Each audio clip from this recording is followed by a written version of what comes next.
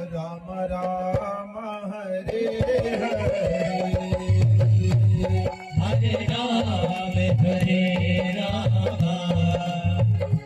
राम राम हरे हरे, हरे राम राम राम हरे हरे, हरे राम हरे राम, राम राम हरे हरे, हरे राम राम राम हरे हरे, हरे राम राम राम हरे हरे, हरे राम राम राम हरे हरे, हरे राम राम राम हरे हरे, हरे कृष्ण कृष्ण कृष्ण हरे हरे, हरे कृष्ण कृष्ण कृष्ण हरे हरे, हरे राम राम राम हरे हरे, हरे राम राम राम हरे हरे, हरे कृष्ण कृष्ण कृष्ण हरे हरे, हरे कृष्ण कृष्ण हरे हरे, हरे कृष्ण कृष्ण कृष्ण हरे हरे, हरे कृष्ण कृष्ण हरे हरे, जय हो हरे राम राम राम हरे हरे, हरे राम हरे हरे, हरे कृष्ण कृष्ण कृष्ण कृष्ण हरे हरे, हरे कृष्ण कृष्ण कृष्ण हरे हरे, बोलिए भाग्य विहारी लाल की जय हो, यज्ञ नारायण भगवान की जय हो, सब भक्तों की जय हो, सब संतों की जय हो। हर हर हर नरमगे। तो आइए आज की इस ज्ञान गंगा को आगे बढ़ाते हैं। इस ज्ञान गंगा में अवगाहन करने हेतु पधारे हमारे समस्त भक्तगणों से मेरा पुनः आग्रह है कि देखो थोड़ी सी ठंडी भी ज्यादा है और रात्रि का भी समय है। कथा में दो व्यवधान ज्यादा आते हैं, पहली तो निंद्रा देवी और दूसरे मनीराम महाशय। मन कथा में स्थिर नहीं रहता है तो अपने मन को थोड़ा सा पकड़ कर बैठे, क्योंकि कथा में हम बैठे हैं ये उतना जरूरी नहीं है। कथा हमारे अंदर बैठी है कि नहीं बैठी है ये बहुत जरूरी है। कथा में तो हम बैठे हैं लेकिन कथा भी हमारे अंदर बैठनी चाहिए। कथा के लिए कुछ निम्न बातें बहुत जरूरी होती हैं कि कथा में कैसे बैठे, कथा में कैसे आए, कथा कैसे श्रवण करें, कथा के लिए कैसा स्थान हो। तो देखो कथा के लिए स्थान तो बड़ा पवित्र है, मां पतित पावनी रेवका तट है। दूसरी बात, कथा में अपना ध्यान होना चाहिए। तीसरी बात, ध्यान के साथ साथ कथा में आपके कान भी होना चाहिए। कथा में बैठे हैं लेकिन कान कहीं और की बात सुन रहे हैं, कहीं और का शोरगुल सुन रहे हैं, तो थोड़ा सा अपने कानों को भी संभालें। श्रोता प्रेम पूर्वक कथा का श्रवण करें और वक्ता जो है वह भी इतने प्रेम से श्रोताओं को कथा सुनाए कि श्रोताओं का मन लगे। भगवान की कथा तो कभी ऐसी होती नहीं है कि जिसमें मन ना लगे, क्योंकि राम कथा जिस सुनत अघाई रस विशेष दिन जाना नहीं। तुलसीदास जी बाबा ने कहा है, जो भगवान की कथा को सुनकर अघा जाते हैं, अघाना मतलब तो समझते हो ना, उगता जाते हैं, बोर हो जाते हैं, तो उन्होंने भगवान की कथा का कोई रस जाना ही नहीं है। जब आपने रस ही नहीं जाना तो फिर बोर तो होगे। हमारे भारत में दो गंगा प्रसिद्ध हैं, एक भागीरथी गंगा जिन्हें सब जानते हैं, दूसरी भागवत ज्ञान गंगा। भागीरथी गंगा भगवान के चरणारविंद से निकली है और भागवत ज्ञान गंगा भगवान के मुखारविंद से निकली है। दोनों गंगा भगवान से दोनों निकली है, लेकिन दोनों की चलो हम आज तुलना करते हैं। भागीरथी गंगा, उनमें स्नान करने के लिए आपको जाना पड़ेगा ना, लेकिन इस ज्ञान गंगा में आप यहीं बैठ कर ही की गोते लगा सकते हैं। उन गंगा में अगर अधिक गहराई में गए तो समझ लो गए, बहुत बड़ा खतरा है। लेकिन इस गंगा में आप कितनी भी गहराई में उतर जाओगे कोई खतरा नहीं है कोई खतरा। एक तन का ताप हरती है। आप कितनी भी गर्मी में गंगा जी में स्नान करने जाना, इतनी शीतल है गंगा कि आपको ठंड लगने लगेगी। वह तन का ताप हरती है और यह भागवत ज्ञान गंगा आपके मन का ताप हरती है। तो मन का ताप हरने वाली ज्यादा श्रेष्ठ हुई कि नहीं हुई? जिस प्रकार प्रयागराज में तीनों गंगा जमुना सरस्वती का संगम है, इसी प्रकार भागवत में भी तीनों महानदियों का संगम है। हरिद्वार में नैमिषारण्य क्षेत्र में हमारे श्री सूत जी महाराज ने भागवत कथा सुनाई है। वेद व्यास जी ने सरस्वती नदी के किनारे बैठ करके इसको लिखा है। और भागवत में जितनी भी लीलाएं सुनाई जाती हैं वह सब हमारे कन्हैया ने यमुना किनारे की। तो तीनों नदियों का संगम ये भी प्रयागराज ही है। अब आपके ऊपर है, आपको गोता किस प्रकार लगाना है या फिर ऐसे जल किंच कर पवित्र होकर जाना है, वह आपका मन। इसलिए कोई कंजूसी नहीं, बड़े प्रेम से भगवान के नाम का जयकारा लगाओ। भोजन तो आप सबने में पा लिया है, ऐसा तो है नहीं कि आवाज नहीं निकलेगी। ठीक है, बोलिए बाल कृष्ण भगवान की, कृष्ण कन्हैया लाल की, वृंदावन बिहारी लाल की, यज्ञ नारायण भगवान की, रमदा मैया की। आइए, अब कल हमने आपको बताया था नैमिषारण्य क्षेत्र में सौनक जी महाराज जो हैं वह श्री सूत जी महाराज से पूछते हैं कि हे प्रभु, आप त्रिकालदर्शी हैं, आपको तीनों कालों का बोध है, भूत भविष्य वर्तमान सबको आप जानते हैं। अब कलयुग आने वाला है। इस कली काल में मनुष्य जो है नाना प्रकार के पापों से ग्रसित रहेगा। तो किस प्रकार से वह इस भवसागर से पार हो सकता है?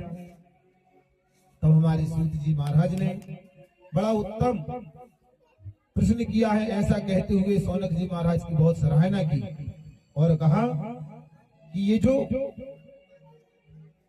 कथा, ये जो उपाय आपने पूछा है, इससे समस्त जगत का कल्याण होगा। सिर्फ तुम्हारा और हमारा नहीं, सारे जगत का कल्याण होगा। किस प्रकार? श्री सौनक जी महाराज ने सूत जी से 6 प्रश्न किए हैं। कितने प्रश्न किए हैं? 6 प्रश्न। पहले कहा भगवान आप ये बताइए कि भगवान अगर अजन्मा है तो कृष्ण यशोदा के पुत्र कैसे हुए, राम दशरथ जी के पुत्र कैसे हुए। दूसरा प्रश्न करते हैं कि भगवान ने कितने अवतार धारण किए, सारे अवतारों की कथा हमें प्रमाण सहित बताइए। तीसरा प्रश्न किया कि भगवान धर्म की स्थापना के लिए अवतार लेते हैं, फिर जब भगवान अपने धाम को चले जाते हैं तो धर्म की रक्षा कौन करता है, धर्म की रक्षा कौन करता है। फिर अगला प्रश्न करते हैं कि वक्ता वही श्रेष्ठ है जो कथा को गागर में सागर करके बता दे, मतलब कम शब्दों में अच्छे से समझा दे। और हमें पता है कि आप जो है परम ज्ञानी हैं, आप हमको शॉर्ट में छोटे से रूप में भगवान की कथा सुनाइए, जिससे हम सुने और इससे समस्त जगत का कल्याण हो सके। तब हमारे श्री सूत जी महाराज कहते हैं कि कथा हम आपको सुनाएंगे और इन्हीं 6 प्रश्नों के उत्तर पूरी भागवत में सूत जी महाराज ने 88,000 ऋषियों को दिए हैं। अब श्री सूत जी महाराज कहते हैं कि सबसे पहले यदि कथा में आपके मन को स्थिर रखना है तो कथा जीवन में क्या काम करती है उसको समझ लो। कथा जीवन में क्या काम करती है उसको समझ लो। एक होती है औषधि, एक होता है रसायन। औषधि और रसायन सब जानते हैं, लेकिन कहाँ किसका उपयोग होना है ये सिखाती है कथा। हमारे जीवन में किस चीज का कब उपयोग होता है ये सिखाती है कथा। अरे रामचरितमानस में तो जीवन में ऐसी कोई समस्या ही नहीं है जिसका समाधान न दिया हो। लिखा है सकल भांत मन कामना यह दोहा दातार रामायण में खोज कर करो विधि अनुसार। रामचरित मानस, हे मानस तू इस राम जी के बनाए हुए चरित्र पर चल और उसको कर। कथा कैसे काम करती है। एक व्यक्ति था, अचानक खेत में काम करते करते उसकी जो है खुरपी समझते ना, धूप में पड़ी पड़ी गर्म हो गई। तो जैसे ही गर्म हुई उसने आकर के देखा, अरे ये तो बहुत तेज गर्म हो गई। उपाय क्या है इसका, थोड़ा मूर्ख था, समझा नहीं, बोले गर्म हो गई मतलब इसको बुखार आ गया। पहुंचा डॉक्टर के पास, डॉक्टर साहब हमारी खुरपी गर्म हो गई, इसको बुखार आ गया है। डॉक्टर साहब समझ गए ये कम बुद्धि वाला है। डॉक्टर साहब ने उपाय बताया, इसको रस्सी बांध करके और कुएं में डुबा देना, इसका बुखार उतर जाएगा। उसने वैसे ही किया, पहुंचा, रस्सी बांधी, कुएं में डाला और बुखार उतर गया। खुरपी ठंडी पड़ गई। थोड़े दिन बीते, अब उसकी बूढ़ी अम्मा को बुखार आ गया। अब उसने कहा डॉक्टर के पास तो मैं गया था पिछली बार, उन्होंने बताया तो उपाय मुझे पता है, अब जाने की आवश्यकता नहीं है। उसने लिया, रस्सी से बांधा और कुएं में डूब दिया। इसका मतलब ये है कि कथा यही सिखाती है कि कब किस चीज का उपयोग करना है। देखो लक्ष्मण जी को जब शक्ति लगी तो रामचंद्र जी ने झाड़ा फूकी करवाई क्या, करवाई नहीं करवाई। तुरंत वैद्य को बुलवाया। हनुमान जी गए, जड़ी बूटी लेने के लिए गए कि नहीं गए, नहीं तो किसी तांत्रिक को बुलवा लेते, झाड़ फूक करवा के देखते पहले भैया ठीक हो जाए। कथा यही सिखाती है कि देखो अगर बीमारी है तो डॉक्टर के पास जाना जरूरी है। जीवन की कौन सी समस्या के लिए कौन सा कार्य आवश्यक है, यह कथा से सीखने को मिलता है। भाई खुरपी का बुखार अलग है और इंसान का बुखार अलग है। भगवान ने आपको और हमको मनुष्य को एक चैतन्य बुद्धि प्रदान करके भेजा है। भेजा है कि नहीं भेजा है? जड़ में और हम में अंतर है। आज एक बैल आपको घुटी मार दे, घुटी तो समझते हो, मारने के बाद ये नहीं बोलेगा भैया सॉरी गलती से लग गई माफ कर देना, बोलेगा कभी? लेकिन किसी मनुष्य से अगर लग जाए तो वो माफी मांग लेगा। तो उसको पता है कि अच्छा ये बुरा है, उसके पास बुद्धि है, चैतन्यता है। लेकिन जड़ चीज के पास तो कोई चैतन्यता है ही नहीं। इसी प्रकार भगवान ने हमें भेजा है तो चैतन्य बुद्धि प्रदान करके भेजा है। क्या अच्छा है क्या बुरा है हम सब जानते हैं, लेकिन इसके बाद भी हम अच्छा काम छोड़ करके बुरा करें और कहें कि भगवान सब करवाते हैं, वही करवा रहे हैं, तो ये हमारी मूर्खता है। क्योंकि भगवान तो सब करते हैं, ये तो 100% सत्य बात है। लेकिन वह करते किस आधार पर, किस आधार पर करते हैं? वह सिर्फ और सिर्फ आपके कर्म के आधार पर करते हैं। जिस प्रकार से आप कर्म करोगे उसी प्रकार से भगवान आपको जो है फल प्रदान करेंगे।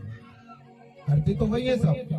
अर्जुन से भी भगवान ने कहा सुनो, तुम्हारे हाथ में सिर्फ कर्म है, फल क्या देना है, फल क्या है वह मेरे ऊपर है, तुम सिर्फ कर्म करते चलो। लेकिन कई व्यक्ति कहते नहीं, हम तो दारू भी पी रहे हैं तो भगवान करवा रहे हैं, जुआ भी खेल रहे हैं तो भगवान खिला रहे हैं, तो खेल रहे हैं क्योंकि सब तो वही करते हैं, उनकी मर्जी के बिना तो पत्ता नहीं होता। लेकिन रामायण अगर जिसने पढ़ ली है उसको पता होना चाहिए क्या, काहू न को सुख दुख करी दाता, काहू न को सुख करे दाता, काहू न को सुख दुख करी दाता, काहू न को सुख दुख करी दाता, निज कृतकार में भोगे सब भ्राता, निज कृतकार में भोगे सब भ्राता। जय सिया राम जय सिया राम, जय सिया राम जय सिया राम, जय सिया राम बोलो जय सिया राम, जय सिया राम बोलो जय सिया राम, और जय सिया राम बोलो जय सिया राम, जय सिया राम बोलो जय सिया राम, जय सिया राम बोलो जय सिया राम, जय सिया राम बोलो जय सिया राम, जय सिया राम जय सिया राम, जय सिया राम बोलो जय सिया राम, जय सिया राम। श्री सूत जी महाराज कहते हैं सौनक जी से कि तुमने यह बड़ा उत्तम प्रश्न किया है, पुनिरपि जननम पुनिरपि मरणम पुनिरपि जननी जठरे शयनम। इस भवसागर में व्यक्ति आता है, मर जाता है, फिर आता है, फिर मर जाता है, यही लगा हुआ है। अगर इस भवसागर से पार होना है तो उसका सिर्फ एक ही उपाय है। एक बहुत अच्छी कथा है, श्री सूत जी महाराज बता रहे हैं। एक बार की बात है, नारद जी महाराज बड़े वेग से घूमते हुए कहीं जा रहे थे। तभी उनकी जो दृष्टि है सनत कुमारों पर पड़ी। सनत कुमारों को तो आप जानते हो ना, सनक, सनातन, सनंदन और सनत कुमार, इनको हम चार को सनत कुमार कहते हैं। अरे कहाँ जा रहे हो संत जी, कहाँ जा रहे हो नारद जी, इतनी जल्दी कहाँ जा रहे हो? तब नारद जी कहते हैं कुछ मत पूछो भैया, हम बहुत परेशान हैं, इतने परेशान हैं कि सारे उपाय करके देख लिए लेकिन कोई लाभ नहीं मिला। अरे बोले आपको लाभ नहीं मिला? आप अगर सही समझे तो आपकी परेशानी हमें बताएं। कहा कि मैं सत्संग करने के लिए भारत भूमि पर गया। भारत भूमि पर मैं जगह जगह घूमा लेकिन कहीं मन को शांति ना मिली। मैं संतों के पास भी गया लेकिन पाखंड निर्तः संता, संतों में भी पाखंड का प्रवेश होता जा रहा है। फिर मैं गृहस्थों के पास भी गया तो गृहस्थ भी सब परिग्रह ग्रस्ता, ग्रस्तों में भी पाखंड का प्रवेश। ग्रस्त का तो ये हाल है कि घर में श्रीमती जी का चलावा है, किसी प्रकार का अगर कोई कार्य करना हो तो ससुराल से साले जी से सलाह ली जाती है, माता पिता को तो कोई पूछता नहीं है। बेटा बेटियों की शादी नहीं, सौदा होता है। हमारा बेटा मास्टर है, इतनी तनख्वाह है, इतनी सैलरी है, इतना इतना लेंगे तब जा करके विवाह करेंगे।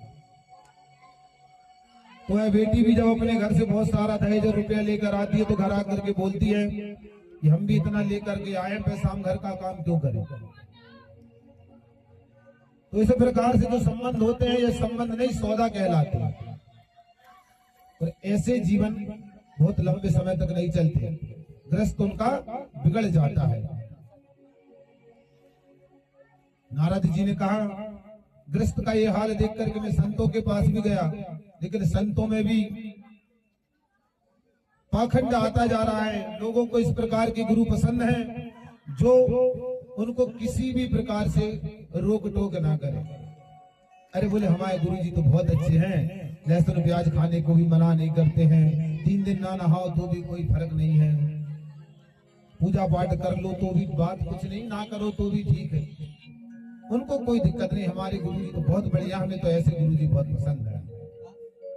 इस प्रकार के गुरु आजकल कलिकाल में सबको पसंद आ रहे हैं। अगर गुरु जी ये कहने लग जाएं, सुबह उठकर अपने माता पिता के चरणों का स्पर्श करो,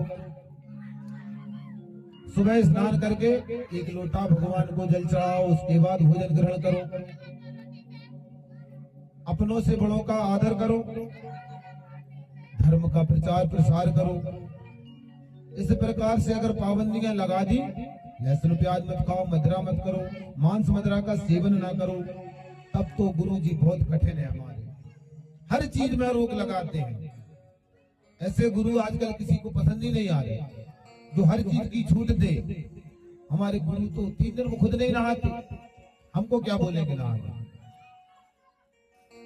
देखो पाखंड का मतलब है पालन करने योग्य धर्म का जो खंडन करता है, वही पाखंड है। पालन करने योग्य धर्म का जो खंडन करे वही तो पाखंड है। और पाखंड से भक्ति को बड़ा दुख होता है, पाखंड से भक्ति को बड़ा दुख होता है।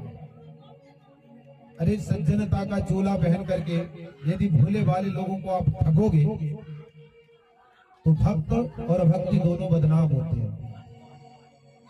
माथे पर तिलक लगा लिया, गले में माला धारण करके और पीले वस्त्र पहनकर कोई जाएगा तो आप और हम लोग तो यही समझेंगे ये कोई ब्राह्मण है। और इस सज्जनता की चोला को पहन करके आप लोगों को यदि ठगोगे तो भक्त और भक्ति दोनों पर से विश्वास उठता है कि नहीं उठता है। अरे भैया संसार में बहुत से काम है कमा के खाने के लिए, भक्त को और भक्ति को तो बदनाम ना करो। लेकिन लोगों को ऐसे ही गुरु पसंद है, जैसे गलियन गलियन गुरु फिरे और हमसे दीक्षा ले, स्वर्ग जाओ चाहे नरक में धोती रुपया। ऐसे गुरु गलियों में फिर रहे, तुम स्वर्ग में जाओ या नरक में उससे मतलब नहीं, तुम तो दीक्षा लो और दक्षिणा दो, हम चले। तब गुरु ऐसे है तो फिर चेला भी तो ऐसे ही है ना। चेला भी कहता है भलो भव गुरु मर गो, और चेलन पड़ गई चैन, और हर साल आ जात दो धोती रुपया रे। लोभी गुरु लालची चेला, दो ही नरक में ठेलम। इसीलिए गुरु बहुत सोच विचार के बनाना चाहिए। गुरु क्या है? गु प्लस रूह।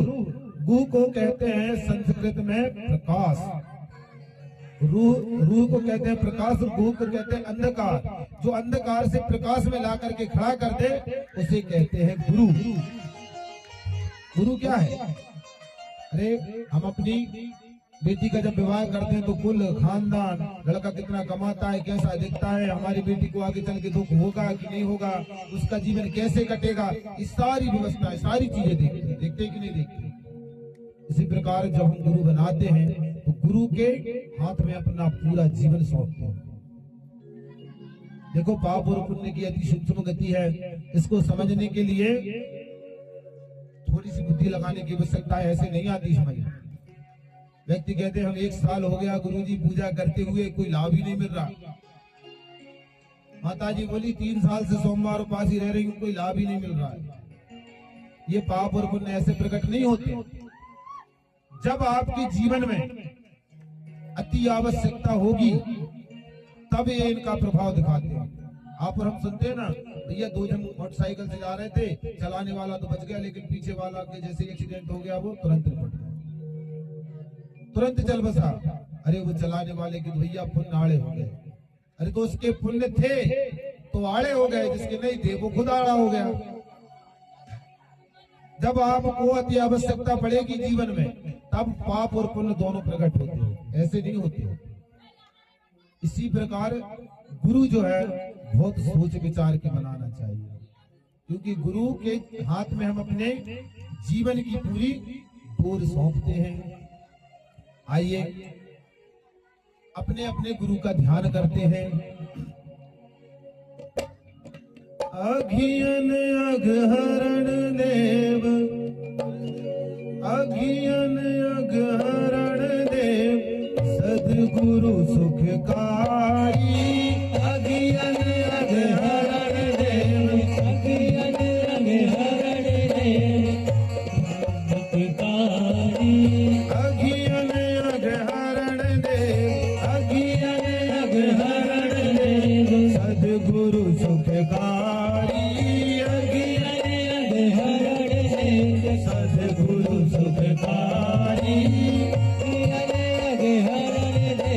भारत हरि प्रभु दयाल, दीन बंधु प्रणत पाल। भारत हरि प्रभु दयाल, दीन गुरु धर तिहार। सुधा सिंधु जनई बोल, सुधा सिंधु जनई बोल, सुधा सिंधु जनई बोल, सुधा सिंधु जनई बोल। अभय करण हारी। अघियन अघहरण देव, अघियन अघहरण देव, सद्गुरु सुखकारी। अघियन अघहरण देव, सद्गुरु सुखकारी।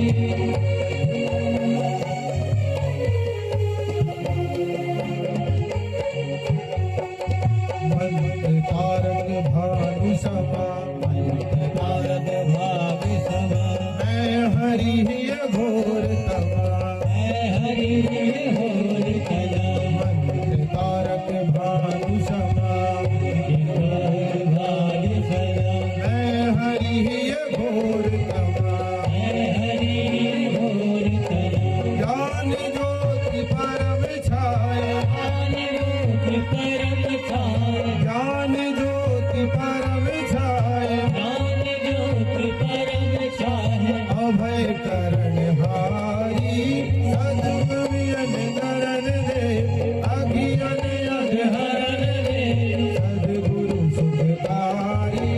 अघियन अघहरण देव, सद्गुरु सुखकारी। अघियन अघहरण देव, सद्गुरु सुखकारी।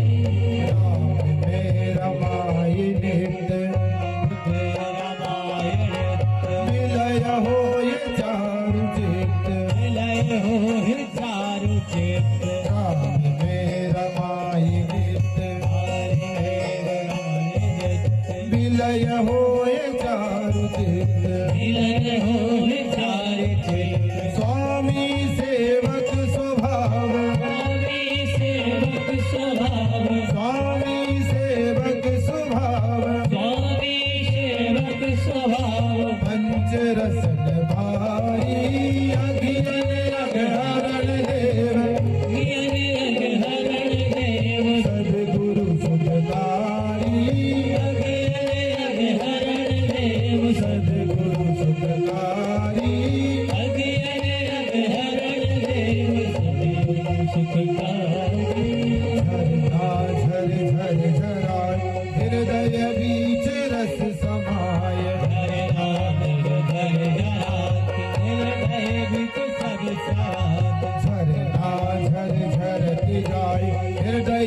बीच रस समाये।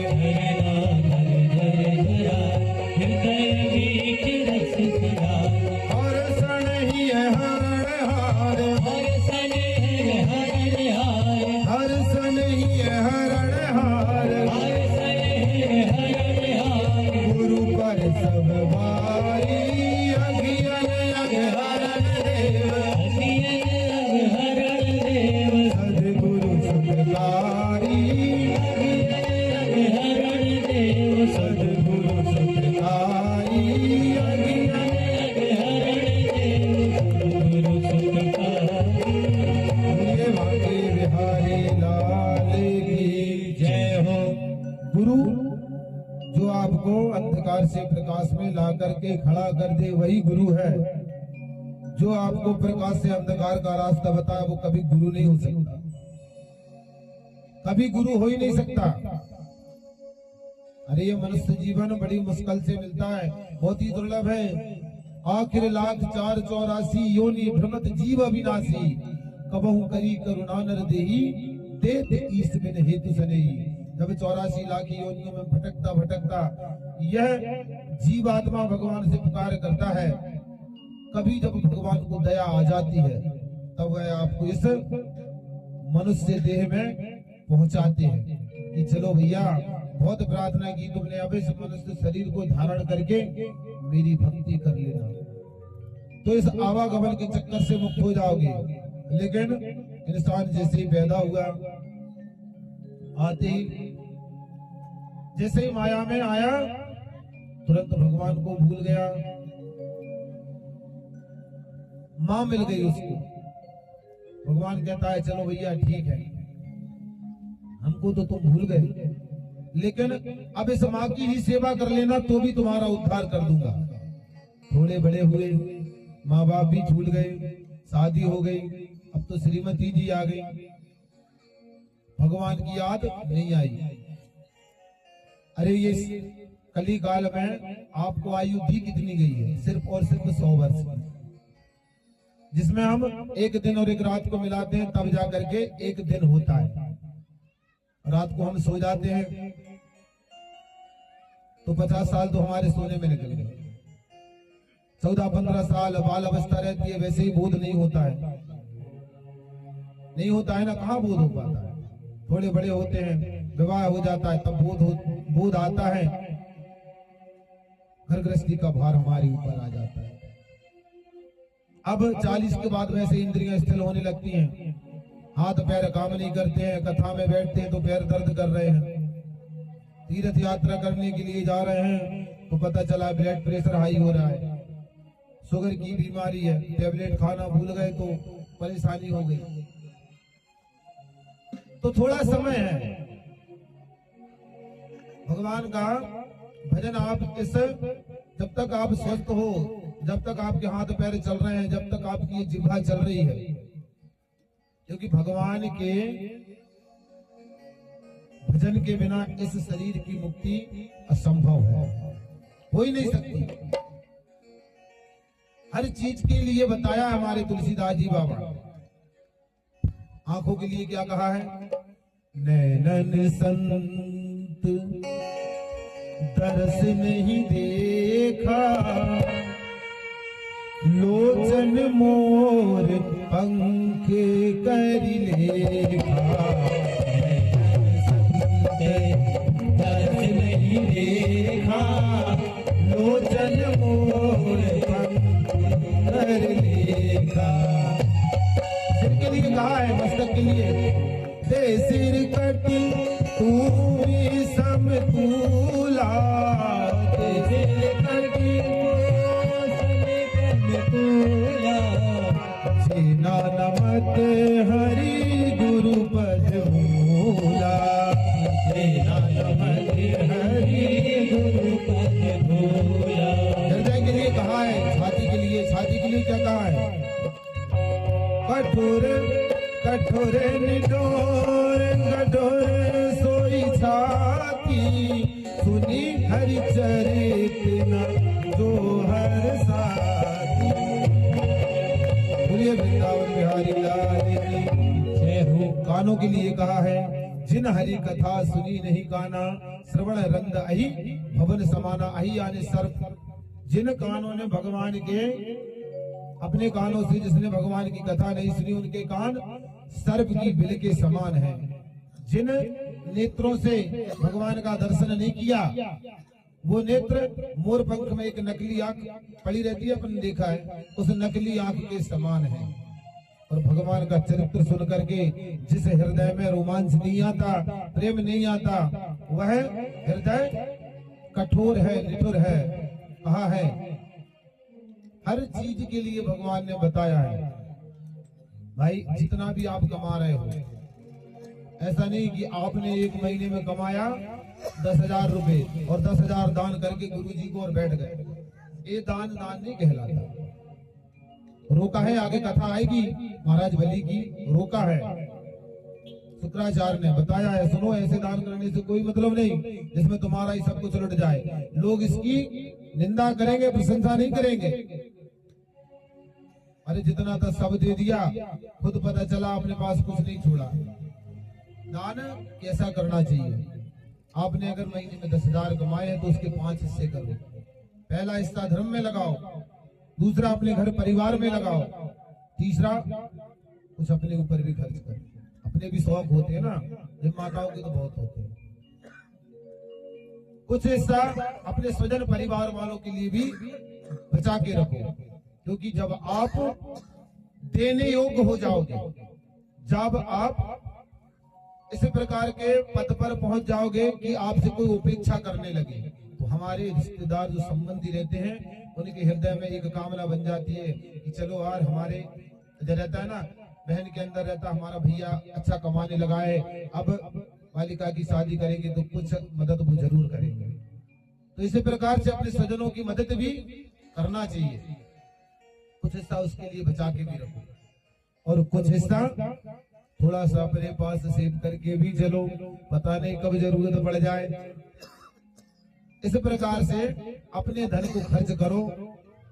इसी प्रकार से मन के लिए भी बताया गया है। मन का भी देखो, दिन भर काम धंधा करो, कोई दिक्कत नहीं, लेकिन जितना हो सके मन का भी 10वां अंश भगवान के भजन में लगाओ, तन का 10वां अंश भी भगवान की तीर्थ यात्रा में लगाओ। इस प्रकार से तन पवित्र होता है और इसी प्रकार से मन पवित्र होता है।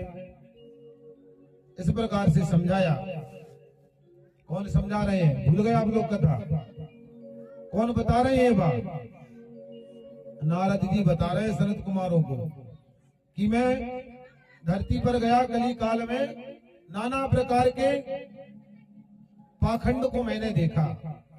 संतों के पास गया, गृहस्थों के पास गया, वानप्रस्थ सन्यासियों के पास, मौनी जी महाराज के पास, सबके पास गया प्रभु, लेकिन सब में पाखंड आता जा रहा है। सब नहीं, लेकिन कुछ कुछ कली काल में है।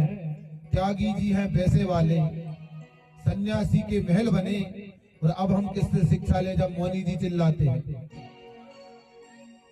त्यागी जी नाम है, लेकिन पैसा इतना है कि पता नहीं कितना है। 10-10 गाड़ी आती है जब त्यागी जी आते हैं, नाम त्यागी जी।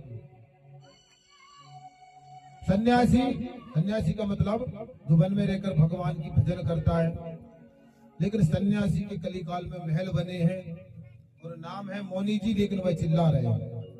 त्यागी जी हैं पैसे वाले, सन्यासी के महल बने, और अब हम किससे शिक्षा ले जब मौनी जी चिल्लाते हैं। इस प्रकार से पाखंड कलिकाल में प्रवेश करता जा रहा है। तब हमने सोचा महाराज वृंदावन धाम चला जाए, क्योंकि वृंदावन धाम भगवान का धाम है। वहां जाकर के तो मन को शांति मिलेगी ही मिलेगी। वृंदावन धाम हम पहुंच गए। नारद जी ने बोला, तो जैसे यमुना जी के तट पर हम घूम रहे थे, भगवान का भजन कर रहे थे, तभी अचानक हमारे कानों में एक शब्द सुनाई दिया। कौन सा शब्द सुनाई दिया? एक स्त्री का शब्द सुनाई दिया। एक स्त्री विलाप कर रही है। इस प्रकार का विलाप कर रही है, भो भो साधु सनंतिष्ठम मम चिंतामपि नास्यतम। स्त्री कह रही है, साधु जरा रुको, हे साधु जरा रुको, मुझे आपसे कुछ कहना है।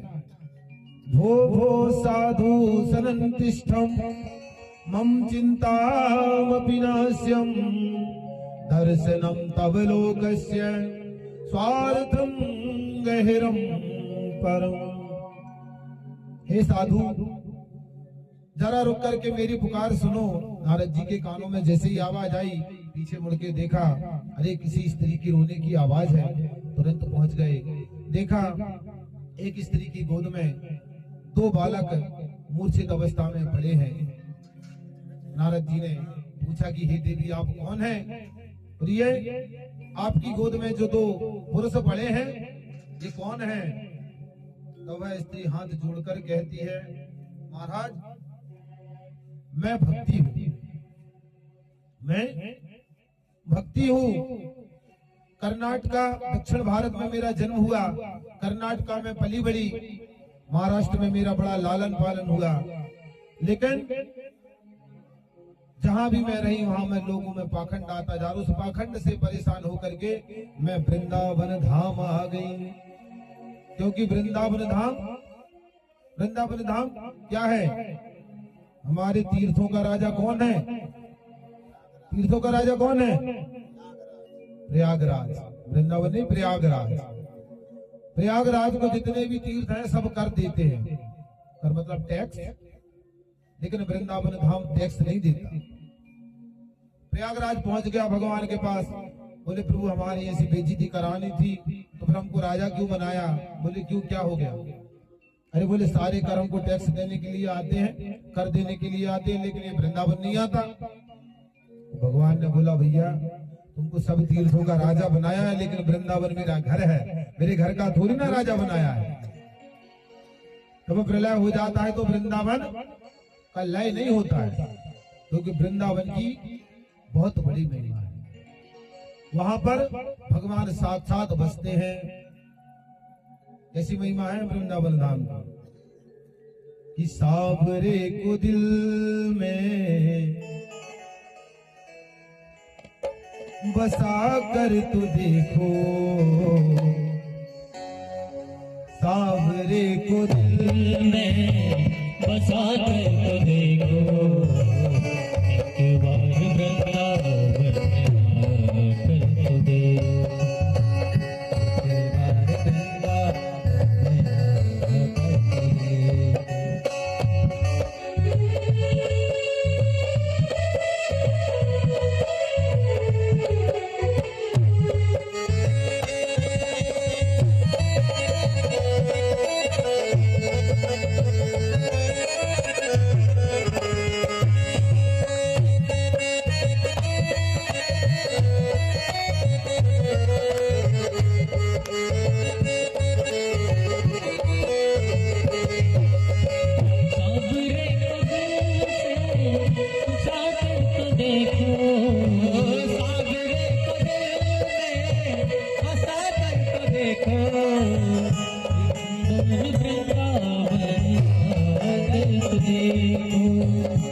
एक बार वृंदावन में आकर तो देखो।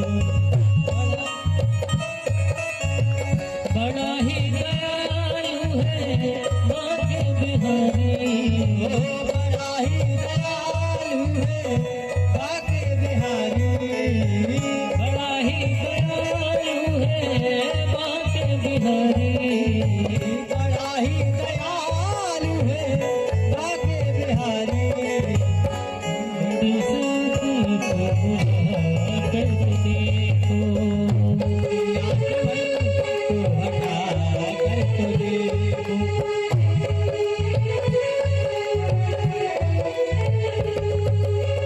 तेरी पल में झोली वो भर देगा, तेरी पल में झोली वो भर देगा, दुख दर्द जिंदगी के वो हर लेगा, दुख दर्द जिंदगी के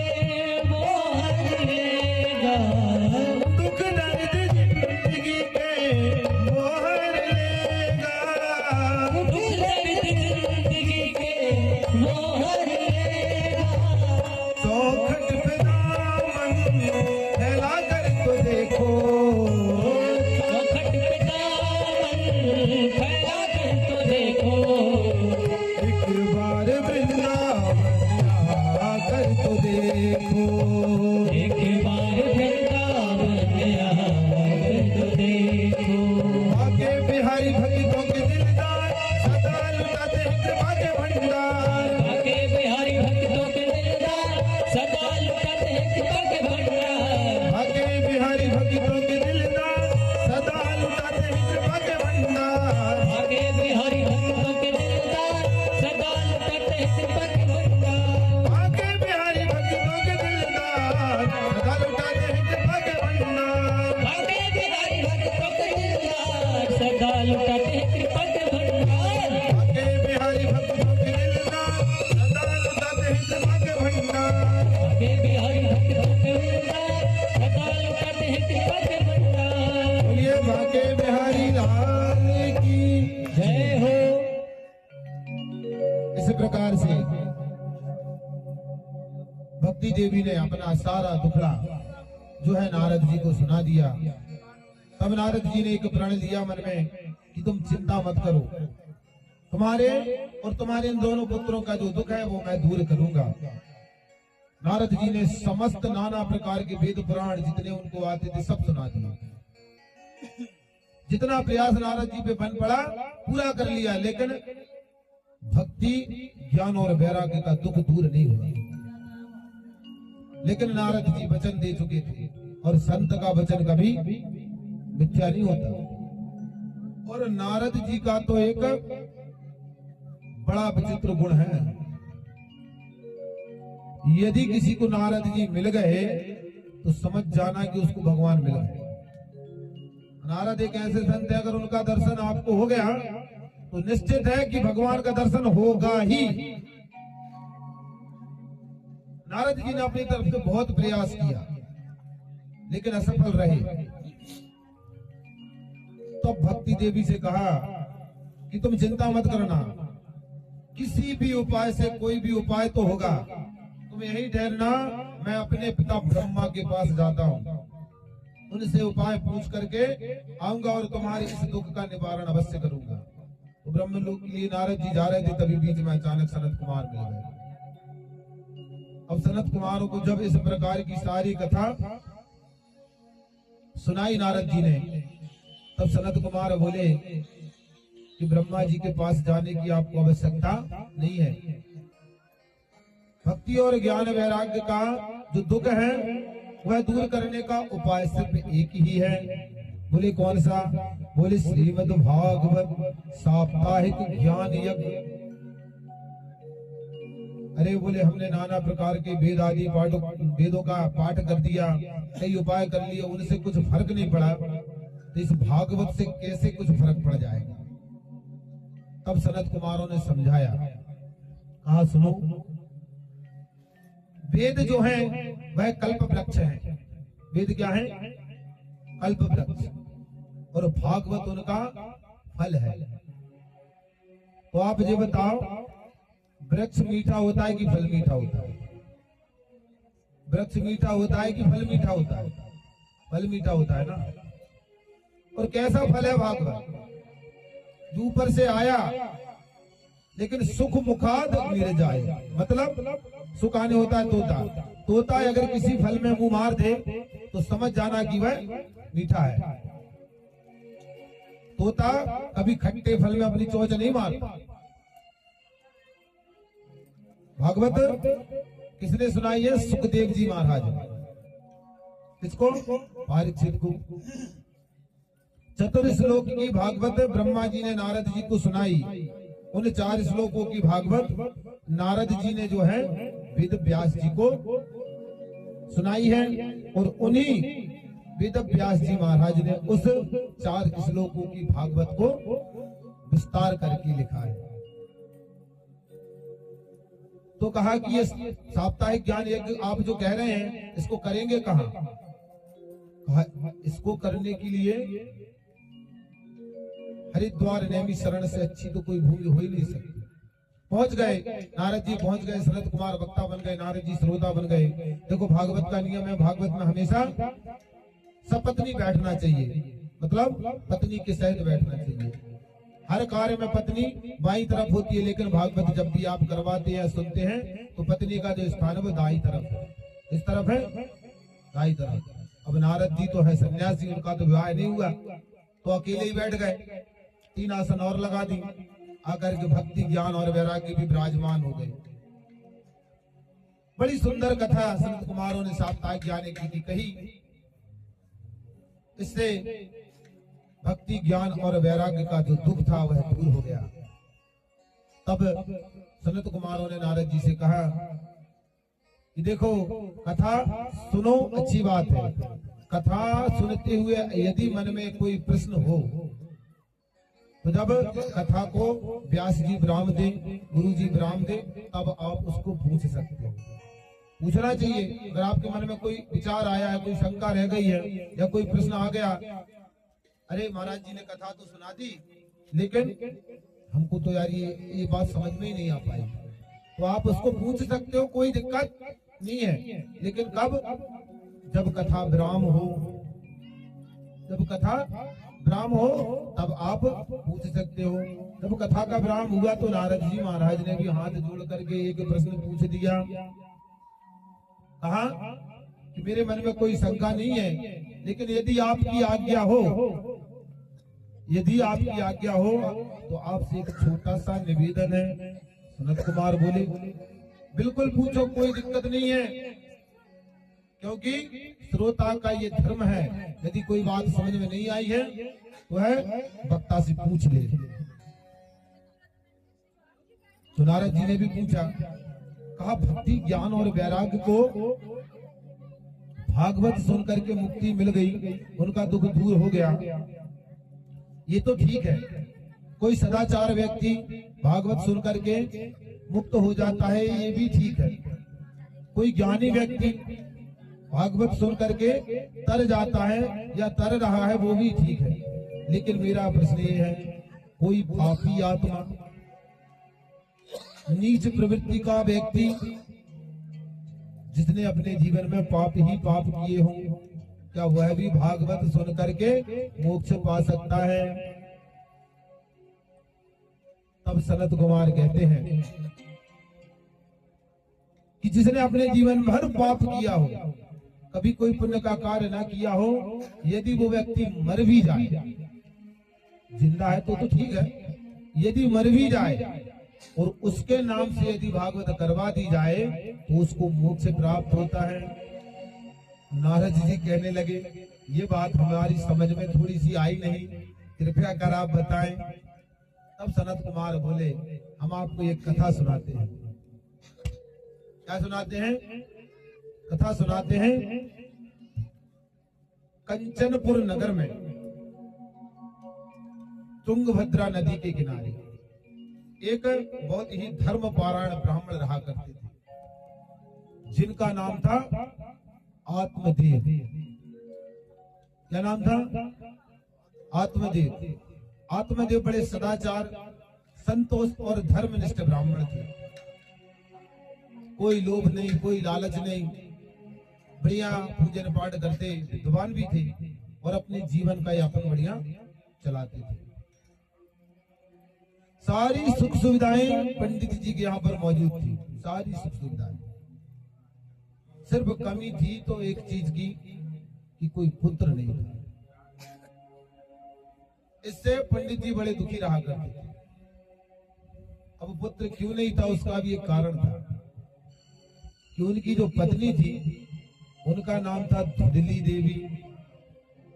अब धुंधली जिसका नाम होगा तो गुण का आप लोग बता ही सकते कि देखो यथा नाम तथा गुण, जिस प्रकार का नाम उस प्रकार के गुण। इसीलिए तो कहते हैं कि नाम भी बड़े सोच विचार कर रखना चाहिए। पहले के हमारे जो दादाजी थे, सियाने थे, कितने अच्छे नाम रखते थे। राजा राम, बेटा हुआ राजा राम नाम रख दिया। किसी का नाम उनका भरत लाल रख दो। आजकल भाई भरत लाल रख दोगे, किसी का राम लाल रख दोगे, तो दिन में आप जब भी आप अपने पुत्र को बुलाओगे तो भगवान का नाम आएगा कि नहीं आएगा? आएगा कि नहीं आएगा? तो हम कहते हैं पुत्र का भी नाम अगर आ रहा है तो आ तो भगवान का रहा है, आप ले तो रहे हो जीवा से। मरते वक्त अगर पुत्र का ही नाम आ गया तब भी आपका मोक्ष हो जाएगा। लेकिन अब हम नाम रखते हैं टिंकू, बंटी। अब इन नामों को बच के कभी मोक्ष होगा? स्वीटी रखते हैं ना, स्वीटी नाम। अरे अच्छा, आप लोग खुद अनुभव करें। स्वीटी नाम अगर हम लेंगे कि स्वीटी नाम है तो वो गुड़िया बैठी है, ठीक है, स्वीटी नाम हो सकता है। छोटी सी बालिका स्वीटी नाम ले रहे हैं। अब यदि वही स्वीटी 80 साल की डोगरी हो जाए, वही स्वीटी 80 साल की डोगरी हो जाए तो फिर आप क्या कहोगे? स्वीटी दादी के पास जा रहे हैं, तो कैसा लगेगा? कैसा लगेगा नाम लेने में? अजीब लगेगा कि नहीं लगेगा? छोटी है तब तक तो स्वीटी अच्छा लग रहा है, लेकिन वही स्वीटी जब सियानी हो जाएगी तो फिर कितना अजीब लगेगा बोला, लगेगा कि नहीं लगेगा? लेकिन यदि आपने वेद के अंतर्गत कोई नाम रख दिया तो वो कभी बुरा नहीं लग सकता। लग सकता है क्या? लेकिन आप आज के दौर का कोई नाम रख दोगे, अभी तो वो अच्छा लगेगा, छोटा है, बच्चा छोटा है, पर किसी भी नाम से बुलाओ तो अच्छा ही लगता है। लेकिन जब बड़ा हो जाएगा, देखो हमारे यहाँ पर एक भाई साहब थे, उनका नाम था, अब वो नाम थोड़ा विचित्र है, ठन पाल नाम था। अब छोटे में सब ठन पाल कर देते, अच्छा लगता था। अब उसकी शादी हुई, अब शादी में जब नाम कहा कि तुम्हारा नाम लो, गोत्र लो, अब उसने नाम लिया ठन पाल, तो सब हंसने लगे। वो अच्छा नहीं लगता है ना। इसीलिए नाम भी ऐसा रखो कि आगे चल के अपनी संतान को और अपने को दोनों का ही उसका लाभ है कि नहीं? सही बात मिश्रा जी, सही बात है ना? चाइना की थोड़ी ना है, अपन कुछ भी नाम रख लेंगे, टेन चिंग ऐसे नाम होते वहां, जिसका कोई अर्थ ही नहीं है। हमारे यहाँ तो हर एक नाम का अर्थ है। बताओ, अगर हर नाम का अर्थ ना हो तो आप कोई भी नाम ले दो उसका अर्थ है। जैसे कृपेंद्र आपने नाम रख दिया तो कृपा धन इंद्र, जो कृपा का इंद्र है वही कृपेंद्र है कि नहीं? अर्थ है। लेकिन आप कहो बंटी रख दिया, बंटी का क्या अर्थ है? बंटी का अर्थ तो घंटी ही होगा। हो सकता है? कुछ नहीं हो सकता। आत्मदेव की जो पत्नी है उनका नाम है धुंधली देवी। वो बड़ी विचित्र है, ऐसी विचित्र कि जो भी गुरुजी कहते हैं उसका उल्टा ही उनको करना है। गुरुजी जो करते हैं उसका भी उनको उल्टा ही करना है।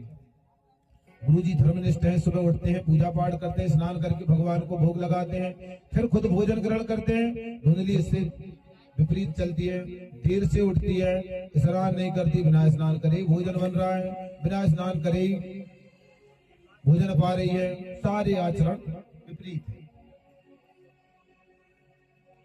अब आत्मदेव जी बहुत परेशान हो जाते हैं, तो जाकर के एक दिन बड़े दुखी होकर के वन में बैठ जाते हैं और भगवान से कहते हैं, प्रभु आपने हमको सब कुछ तो दिया, लेकिन बिना पुत्र के ये सब कुछ व्यर्थ है। अरे इतनी धन संपत्ति जो मैंने कमाया, अब तक जो मैंने संग्रह किया, अब इसका उपयोग कौन करेगा मेरे जाने के बाद? ये चिंता आत्मदेव जी को हो गई। आत्मदेव जी को ये चिंता हो गई, तभी उसी मार्ग से एक संत चले आ रहे थे। देखा कोई दुखी व्यक्ति बैठा है, पहुंचे, तेज देखते ही समझ गए कोई ब्राह्मण है। भगवान की कृपा, पूछा क्यों दुखी बैठे हो आप? बोले महात्मा जी हमारा तो जीना बेकार है। अरे बोले क्यों बेकार है? अरे हमारे पास सब कुछ होते हुए भी हमारे पास कुछ नहीं है। बोले क्यों, क्या समस्या है, हमें बताओगे? बोले हमारे यहाँ पर कोई पुत्र नहीं है।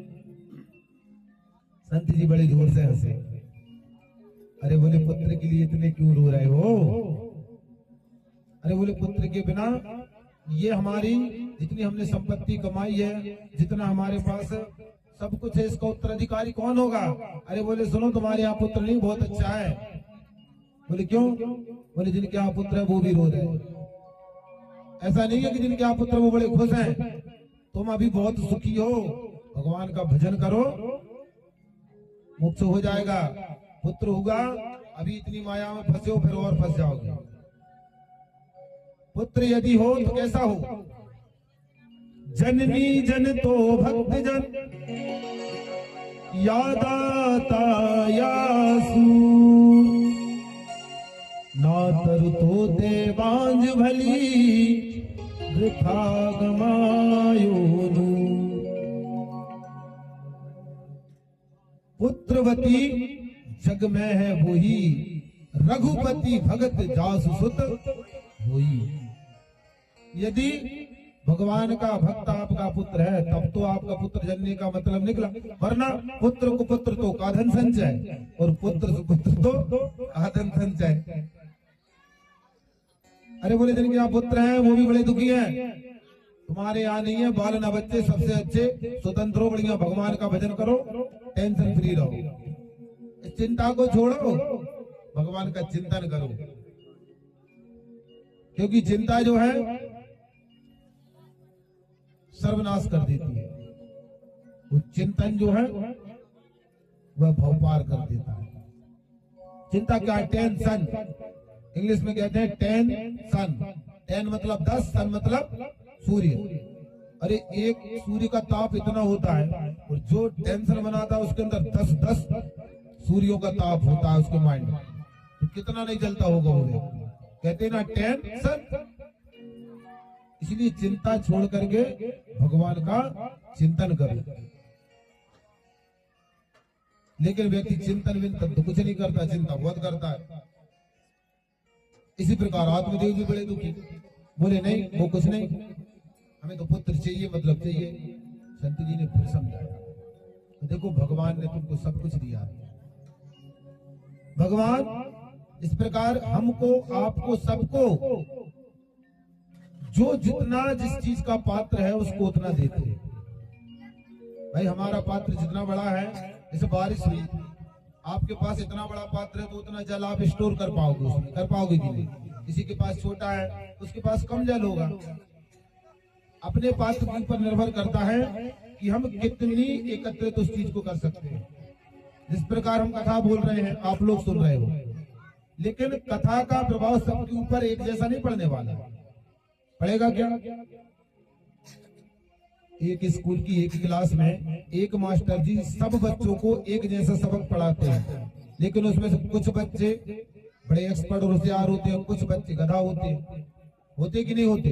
तब की मास्टर जी तो सबको एक जैसा ही पढ़ाते हैं ना। पढ़ाते कि नहीं पढ़ाते? पढ़ाते ना। तो जिसका जितना पात्र होगा वह उतना ग्रहण कर पाएगा। अपना पात्र आप बढ़ा लो तो आप ज्यादा ग्रहण कर लोगे, आपका पात्र आप छोटा है तो कम मिलेगा, और किसी किसी का पात्र तो उल्टा रखा है तो कैसे उसमें कुछ जाएगा? कभी नहीं दे सकता। उन्हीं के लिए तो कहा है, फूलई फलई न बेर, जतपि सुदावर सही जलग, रखे हृदय न चेत, जो गुरु मिलई बिरंची सम। अरे जिनने अपना पात्र उल्टा ही रखा है उनको कुछ कैसे समझ में आ जाएगा? आ सकता है? भाई अपने पात्र को सीधा तो कर लो, भले ही छोटा है, थोड़ा तो आ जाएगा, धीरे धीरे बड़ा हो जाएगा। बड़ा हो जाएगा तो उसका तुमको लाभ मिलेगा। कथा तो सब सुनते हैं, कथा सब सुनते हैं, लेकिन सब पर कथा का प्रभाव अलग अलग पड़ता है। कोई कथा को सुनकर अपने जीवन में कुछ अच्छी बातें उतार लेता है तो उसका जीवन सुधर जाता है। कोई कथा को सुनकर के गलत दिशा में भी चला जाता है ना। कैसे चला जाता है? भाई गुरुजी ने बोला था, एक दोहा है, पाप करे तो प्रभु मिले, और पाप करे सुख होए, पाप करे मुक्ति मिले, तो पाप करे सब कोई। महाराज जी ने बोल दिया। अब समझने वाला व्यक्ति समझ नहीं पाया, उसने कहा भैया पाप करने से भगवान मिलते हैं, पाप करने से मुक्ति होती है, अब हम तो बहुत पाप करेंगे। गलत अर्थ निकाल लिया, तब की उसका सही अर्थ क्या था समझने वाले समझ गए। उसमें लिखा था पाप करे तो हरि मिले। अब आप ही समझ जाओ, पाप करे सुख होए और पाप करे मुक्ति मिले, तो पाप करे सब कोई। पा मतलब होता है पैर, पा मतलब पैर, पकड़े मतलब पकड़ना। तो पैर पकड़ने से भगवान मिलेंगे, पैर पकड़ने से आपकी मुक्ति होगी। अब उसने उल्टा ही अर्थ निकाल लिया उसका।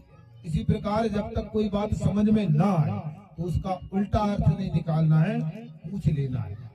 कथा जब विराम हो तो पूछ लेना, कोई समस्या है, कोई बात की कोई दिक्कत है तो आप पूछ सकते हो, क्योंकि रामायण में हर चीज का हल है। लिखा है सकल भांत मन कामना, यह दोहा दातार, रामायण के खोज कर करो विधि अनुसार। सारी समस्याओं का हल है।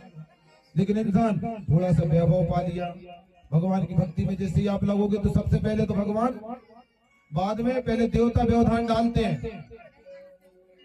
इंद्री बीच झरोखा नाना, इंद्री बीच झरोखा नाना, इंद्री बीच झरोखा नाना, इंद्री बीच झरोखा नाना, देवन बैठे कर कर खाना, बैठे कर खाना, आवत देखत विषय बयारी, आवत देखत विषय बयारी, आवत देखत विषय बयारी, आवत देखत विषय बयारी, प्रेत तुरंत गपाट उघारी, जय सिया राम, जय जय सिया राम, जय सिया राम,